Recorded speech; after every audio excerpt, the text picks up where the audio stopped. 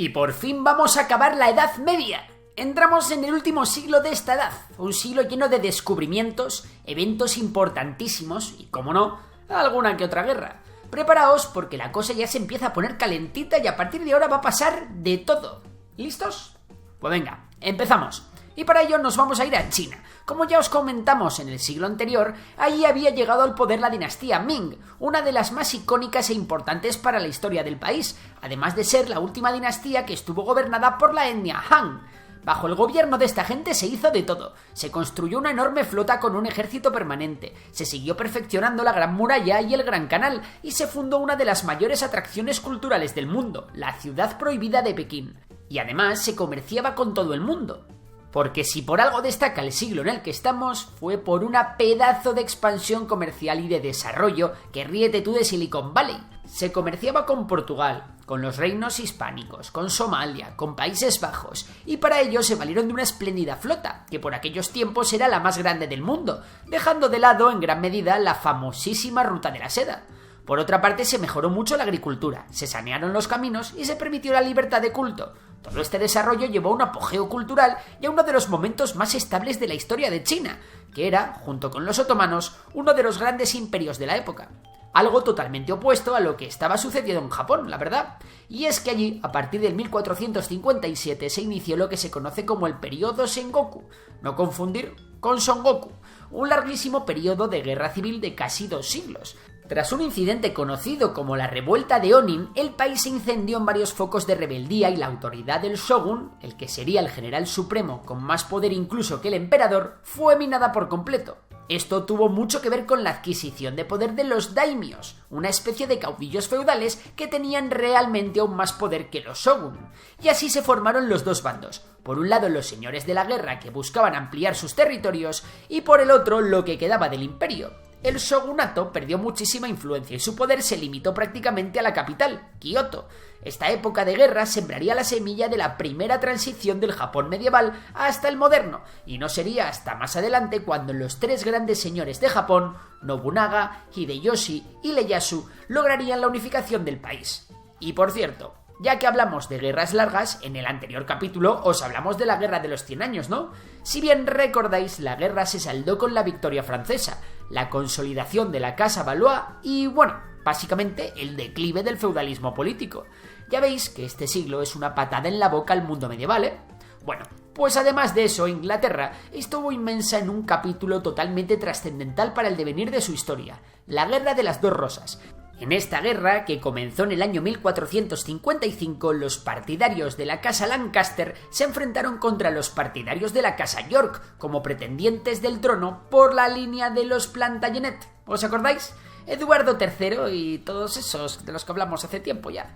Así, Juan de Gante de los Lancaster, cuyo título era el de Conde de Richmond, se enfrentó a Edmundo de Langley, señor de Cambridge. Bueno, pues la guerra fue una absoluta sangría, y para que os hagáis una idea de hasta qué punto llegó esto, solo hace falta deciros que la trama política de Juego de Tronos está inspirada en esta guerra.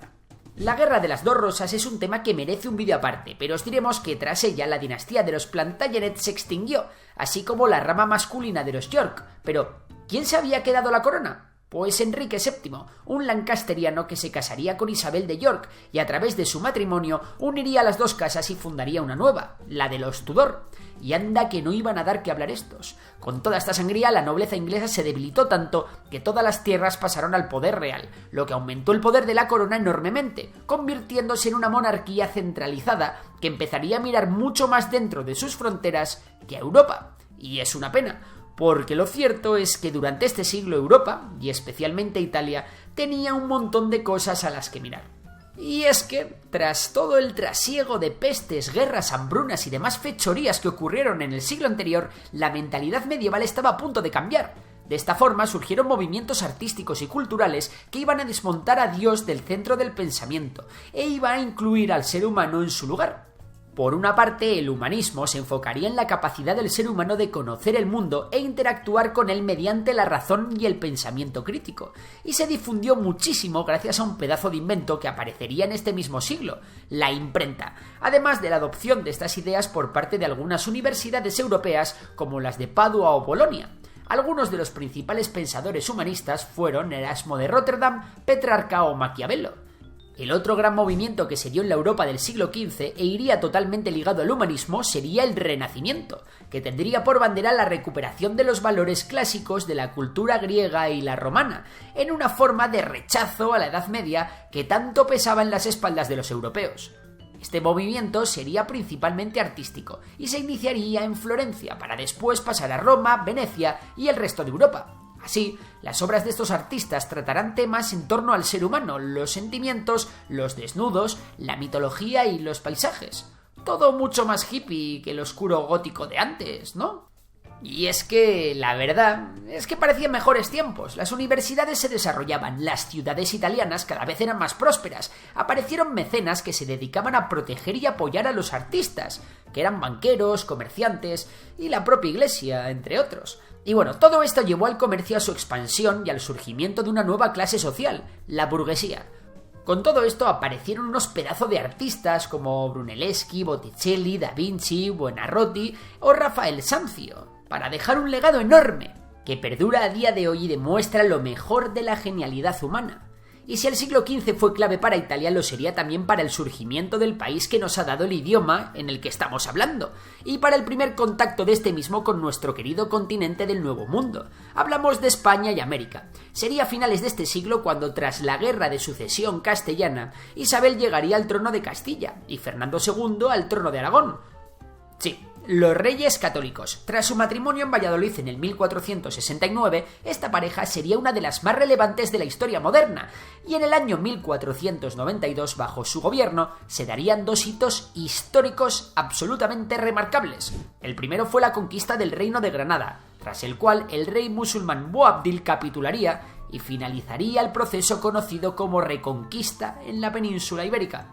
Sería este mismo proceso el que llevaría al Papa Alejandro VI a darle a los reyes el título de Reyes Católicos. A partir de este punto, el Imperio Español comenzaría su gran época. El otro gran hito fue el descubrimiento de América por parte de Cristóbal Colón, que en nombre de Castilla llegó a esas tierras el 12 de octubre de 1492. Aunque hay que recordar que allí ya habitaba gente que tenía un grado de civilización muy alto, que siempre parece que los españoles llegamos allí como si eso fuese la luna. Un ejemplo de esto fue el del Imperio Mexica, formado por la triple alianza de Tenochtitlán, Texcoco y Tlacopan, que en 1428 estaba en su máximo apogeo hasta la fatídica llegada de Hernán Cortés en el 1521. Por otro lado, el Imperio Inca, que fue el imperio precolombino más grande, estaba también viviendo una época de esplendor en la que habían conseguido establecer uno de los más impresionantes imperios de la historia del ser humano, incluso sin haber descubierto la rueda, el uso de animales de carro, el metal o un sistema funcional de escritura. Casi nada, ¿eh? Cabe destacar también que el descubrimiento de América está enmarcado en toda una larga lista de procesos de exploración que se dieron con la explosión del comercio marítimo que caracteriza el siglo XV, y que sin duda estuvo totalmente liderada en un principio por los portugueses, con Vasco da Gama como gran exponente, que descubrió cómo acelerar el viaje a la India desde la costa africana. Así como potencias que se dedicaron a explorar los mares y que sabían que podían encontrar cosas muy interesantes, España y Portugal firmaron en el 1494 el Tratado de Tordesillas, que repartía los territorios a 370 leguas del Cabo Verde y que es la razón por la cual Brasil ha sido portuguesa y el resto de América del Sur y Centroamérica español. Pero bueno, aquí nos falta alguien, ¿no? Hemos hablado de América, de Europa, del Imperio Chino. ¿Pero qué pasaba en el mundo musulmán? Hasta hace nada estaban en la cresta absoluta de la ola, ¿verdad? Pues agarraos porque vienen curvas. Y es que si la caída del Imperio Romano de Occidente estuvo marcada por la presencia del cristianismo, algo parecido le va a pasar al de Oriente con el Islam. Y es que evidentemente, por algo, estas religiones siguen siendo las mayoritarias en el mundo. Esta vez serán los otomanos, que ya os comentamos que iniciaron su expansión a finales del siglo anterior, los que lograrían tal hazaña. Así, en el año 1453, el sultán Mehmed II decidió avanzar sobre un imperio que ya estaba muy debilitado. Así, trasladó unos 80.000 hombres y los apostó en las cercanías de las murallas. Durante varias noches, las murallas que los otomanos destruían, los bizantinos las intentaban recomponer por el día. No obstante, esas murallas que levantaron primero Constantino y después Teodosio, las mismas que resistieron los envites de numerosos imperios, terminaron por caer. Así, el 29 de mayo de 1454, tras 2 meses de asedio, los turcos entrarían en la ciudad, dando por finiquitado al Imperio Romano de Oriente, del que no volveremos a hablar después de haberlo hecho durante nada más y nada menos que 15 siglos. No es de extrañar que un suceso así marcase el final de la Edad Media, ¿no?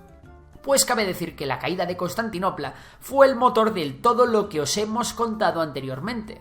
La ruptura de las rutas con China y la búsqueda de nuevas rutas marítimas fue lo que llevó a esta expansión del comercio y de los descubrimientos. Por otra parte, los otomanos reconstruyeron la ciudad y la hicieron aún más histórica de lo que ya lo era, haciendo de sus templos mezquitas y convirtiéndola también en capital de su imperio.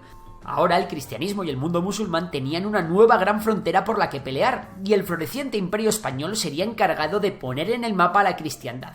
Así que nada, todos preparados porque en el siguiente vídeo los protagonistas vamos a ser los latinoamericanos y los españoles. Espero que os haya gustado. Si es así, puedes darle a like, compartir el vídeo y nada, nos vemos en el próximo. Así que un saludo y hasta la próxima.